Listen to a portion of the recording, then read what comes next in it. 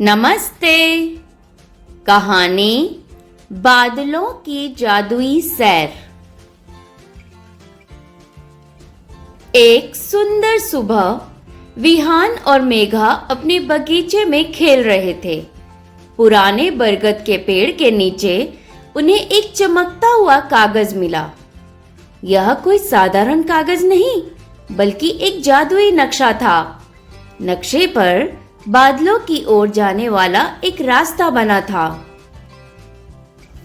जैसे ही विहान ने नक्शे को छुआ, आसमान से एक सुनहरी सीढ़ी नीचे आने लगी। यह सीढ़ी सीधे बादलों की ओर जा रही थी। विहान की आंखें आश्चर्य से फटी रह गईं।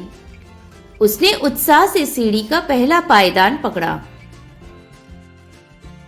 मेघा फुर्ती से सीढ़ी चढ़कर सबसे ऊपर पहुंच गई। वहां का नजारा अद्भुत था। वह एक रुई जैसे नरम बादल पर खड़ी थी। चारों तरफ नीला आसमान था और हवा में मीठी खुशबू थी। मेघा खुशी से बादलों पर कूदने लगी।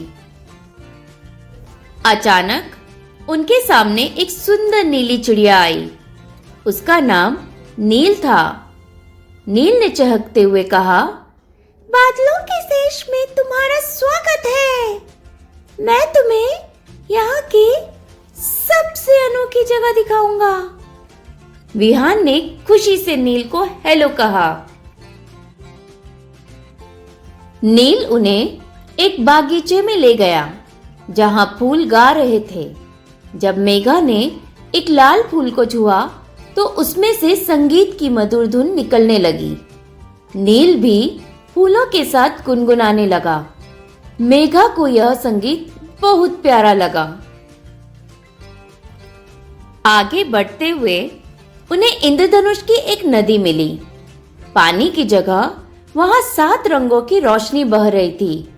विहान और मेघा ने एक दूसरे का हाथ पकड़ा और सावधानी से उस रंगीन पुल को पार करने लगे। तभी एक शरारती हवा का झोंका आया और विहान की टोपी उड़ गई। विहान और मेघा टोपी के पीछे भागे। हवा उन्हें एक बड़ी सुनहरी गुफा की ओर ले गई। वे दोनों हंसते हुए अपनी टोपी पकड़ने की कोशिश कर रहे थे। गुफा के अंदर उन्हें एक बड़ा संदूक मिला। जब उन्होंने उसे खोला तो वह सुनहरी गेंदों से भरा था। ये खुशी की गेंदें थीं। विहान और मेघा ने संदूक से गेंदें निकाली और उन्हें आपस में बांटने लगे।